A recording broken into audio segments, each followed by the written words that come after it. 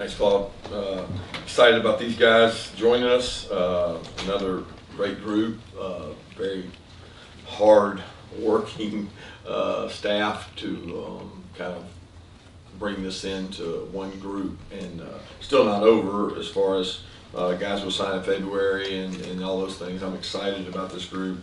It's been one of probably the funnest to recruit. It was kind of a half COVID recruiting class because they didn't get to come on campus, I guess, until June 1st maybe, and everybody came through. It was a wild time with everybody trying to come at the same time, and our staff did a tremendous job. Our recruiting staff did a tremendous job. Our administration helped. Our academic folks that meet with these kids, they come on visits. There was a span from June 1st to June 28th or 29th where we spent every single day here with somebody here. So that was a big part of this signing class. It started long before that, but it started before that on Zoom. It started before that in communication, talking, but physically seeing people and getting in front of them. It was certainly great to have these kids being able to come to campus like they did. Proud of the group, really feel like it's spread out the way it should be, dispersed that way. We hit some needs we needed. A lot of great stats I can read through, but you guys have all those. I mean, it's really a well-rounded class in terms of multiple sport athletes, high academic achievers, top-ranked guys, which I don't really care about what they're ranked. I care a whole lot more about how they play, and we've seen evidence of the guys that have played a big role on our team. Some of those guys were not the guys we talked about on this day during their career, and I think we know a lot about those guys, a lot more about what's inside you that matters most. So with that, I'll open it up for questions. Coach, it's hard not to notice the defensive back recruiting that you guys did, both in terms of the pedigree or ranking of them, but the number of them too. Can you just talk about how you feel like you addressed that and why that was such an area of emphasis? Yeah, we don't have enough DBs now. I mean, I don't know what you would be referring to. I don't know how many are in there. I get confused between what's in and what's not in, but we don't have enough. We're still lower than we've ever been in terms of defensive backs. So I'm not real smart about accounting, but first in, first out, how many in, how many out. We have more leaving than we have coming, and we were already below. So if you have more leaving than you have coming, then you're actually negative net gain. So we're still behind the defensive back position, and it's a position that's been really, it's been tough for us this year because we've not been able to play dime packages. We've not been able to do some of the things we want to do, and that's 6 DBs on the field. And I am really proud of the DBs in this class that we have, but we're not anywhere near where we used to be. I mean, I think we have 7 that left since the last year. And then you throw in the seniors, those kind of core Georgia guys that have been here forever that are now finishing. When you add that 7 plus 4 or 5, that's a 1 year window of 13 to 14 guys. So in my mind, we're still kind of short numbers of scholarship players. Coach, let me ask you about Gunner Stockton and what he's going to bring to the program. The recruitment of Gunner was really interesting because we've known Gunner, at least I've known Gunner since he was a small kid. His dad hosted me at a official visit at Georgia Southern many years ago, so I've known his dad for a long time. My dad was the high school coach there as Gunner was a young kid. Tremendous athlete, tremendous character. I don't know that you can raise a finer young man in today's day and age of all the, I don't know what you call it, the attention-seeking people. He's never done that, and he's stuck to his guns that he loves UGA and that he wants to be here, and certainly a major part of our signing class. Kirby, you were just talking a lot about the quantity of defensive backs you have. What about the quality of the guys that you have signed in terms of what you liked about them, and how does Starks fit into that mix? Yeah, I don't think you actually ever know exactly what you have. You certainly feel great about them, but to tab anybody, the next guy, the first guy to start, I think it's hard. The length and the speed is what sticks out the most. I think we missed some size in recent years, and we like to have length. We like to have toughness. I like intelligence. I like ball skills. I think a lot of these qualities and traits show up. You know, your ability to play man-to-man. I think more in college football now than ever before, if you have a liability in coverage, it's easier to find it. You know, it used to be we were all up in a little phone booth, and now we're all out here. So your mistakes or your guys that can't cover, it's almost out of control. They spot it on you and they get you. I think this group, number one, has speed. They have man-to-man cover ability. They're going to help us, but there's just not enough of them. And what's interesting is it used to be you couldn't find O linemen and D linemen, and I still think they're hard to find. But you see these schools, top-notch schools, all on the same DBs because there's not enough of them to go around. You know, the premier position right now for a lot of people is to go play wide out, and we got to find some guys that can cover those guys. Kirby, leads perfectly to my question about the wideouts, the guys you've added that have signed already. Just what have you liked about those guys? And you talk about being more explosive on offense. I guess how do they sort of figure into those plans and in terms of being more explosive and creating big plays in the passing game? Well, I think it starts with speed. You got to have vertical speed down the field, and we feel like we've got some guys that can really stretch the field and do that. High character. You got to be able to learn. You got to be able to buy into the offense, the understand the splits, understand the route tree, understand all the things, the intricacies that go into playing the position. And we got a really good group there. I think each one of those guys that we've been able to bring on board brings a different attribute. You know, whether it's excellent speed, excellent size, quickness, toughness, all those things you look for. And in wideout is another position that when you look across the board, we're down. Like we were down all year, not just because of injury. We were just down because we had 3 or 4 leave. And now we're trying to replace all those guys and play catch up. And that's tough to do in our league. I like to have the numbers where we kind of hit quota, and if you're finding out more and more now, it's easier to leave than it is to get them. So we got to get some more guys there.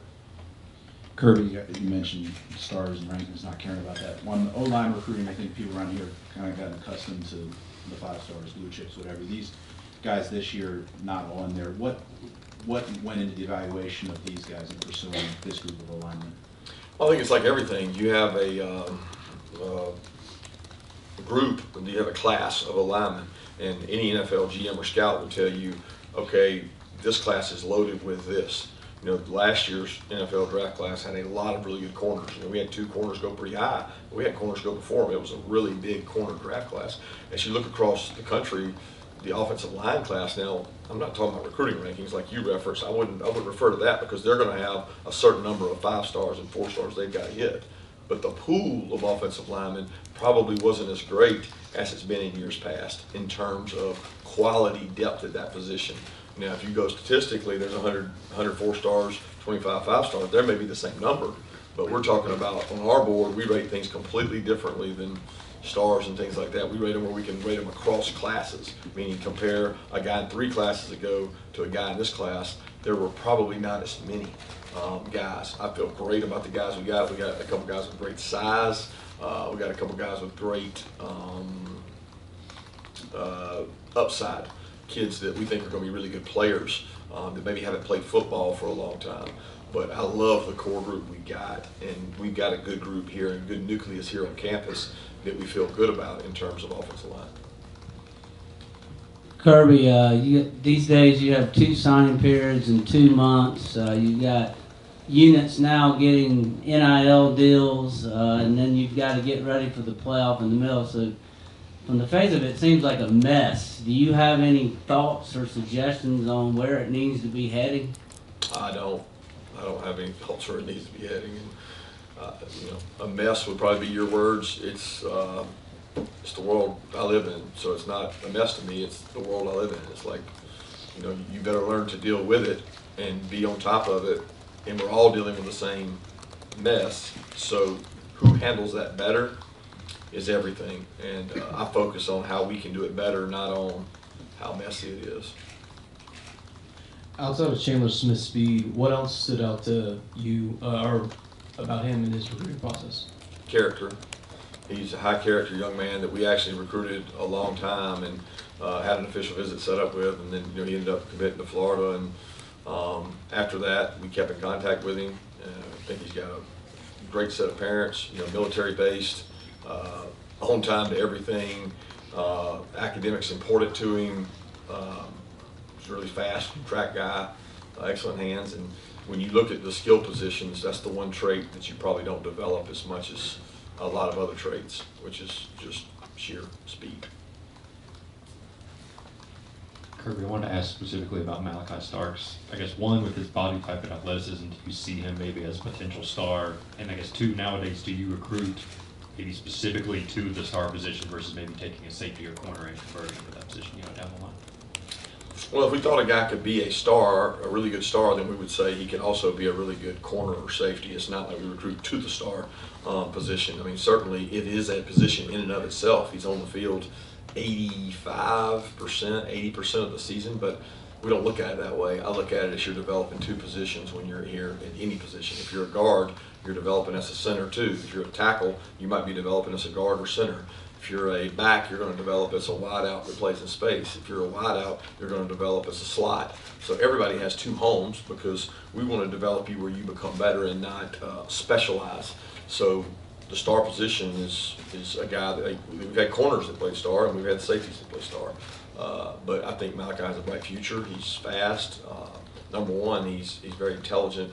He's high character, and you're going to hear me repeat that over and over because that matters way more than what reputation they're coming in with.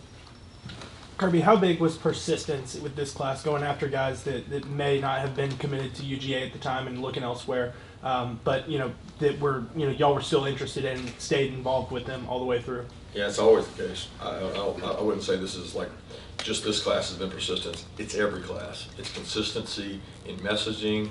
It's consistency in communication. It's the number one overall quality that I want to be known for in recruiting is consistency in performance, consistency in messaging, continuity, like our staff and our program. We won out a lot on that because a lot of folks by default had things change, and we didn't have a lot change, and we were able to continue developing a relationship with people even if they're committed somewhere else because you never know what's going to happen. Okay, let's take a pause and move over to bowl game, and let's maybe start Coach Smart with maybe just a general comment about Michigan, and then we'll take some questions.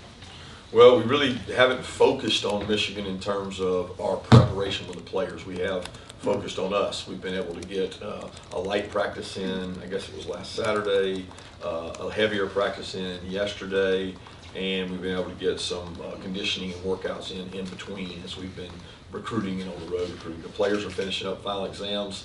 Today is the last day of final exams, so they're finishing up those. They've had a hectic time getting ready for that. They've also had a little bit of off time, but as we turn the page kind of towards Michigan, we as a staff have been working on them for several days now, preparing and getting things ready.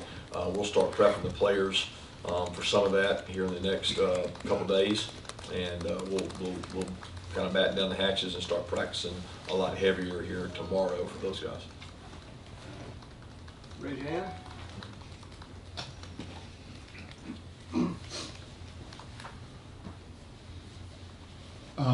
We've seen. I know you probably feel like you're being as diligent as you can already on the COVID front, but as some numbers have been rising, I wonder if you're having to refocus again and maybe reemphasize what you guys are doing with players' safety and precautions. Yeah, Ron's had a heightened awareness certainly in the recent weeks and days.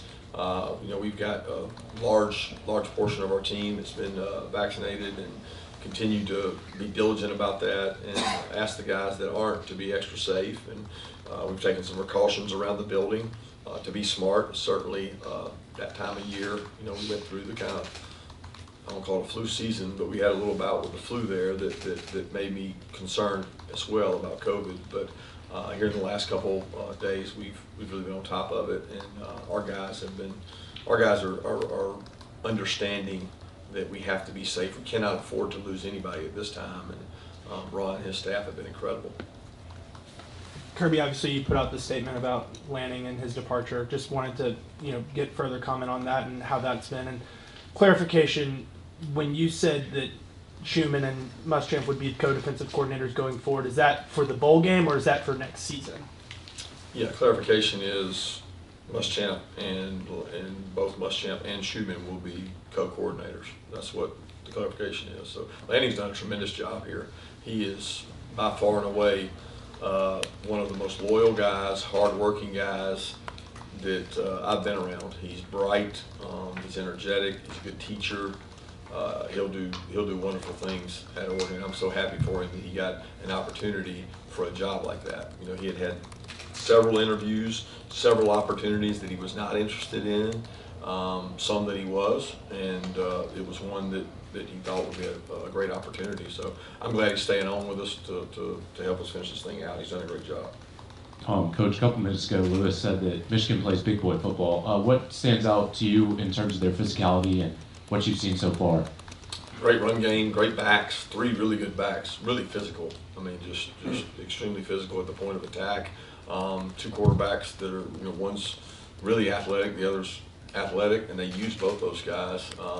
They do a really good job. I mean, they keep you off balance, and they have great play action game, great use of their tight ends. And defensively, they've come a long way from the Michigan I knew 2 or 3 years ago, where we had kind of studied them in the offseason when they had a lot of sacks and a lot of turnovers. Coach McDonald's done a lot to change that, and you can see they're playing really, really, really hard, really very sound on defense.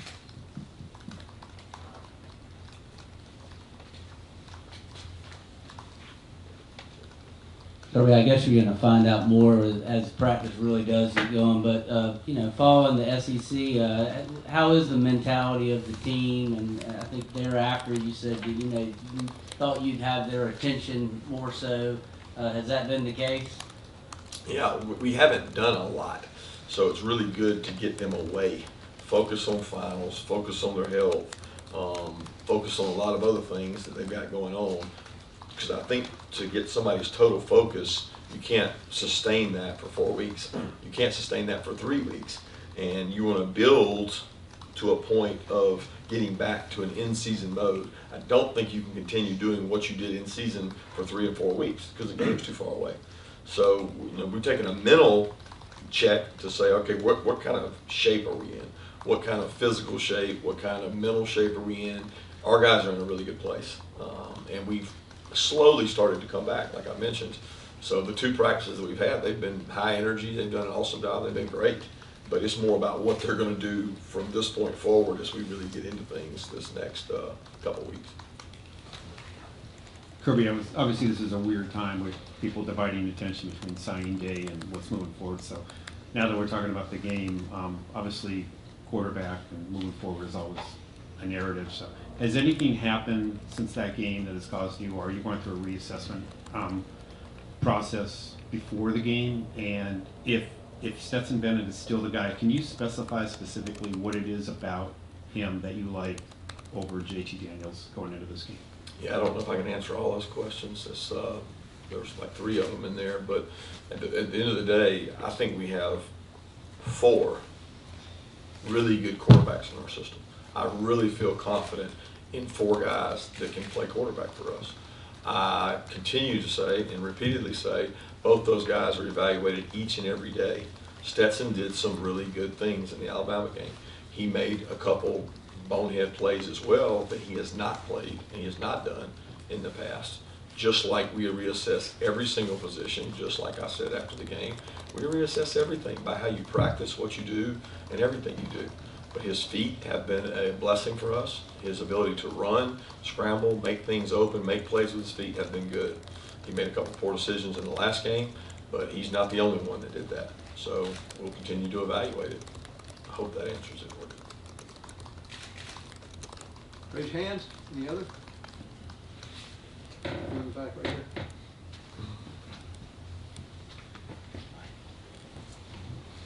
Kirby, how did the Rose Bowl experience a few years ago help you manage time and getting a team ready? Because it's a bowl trip.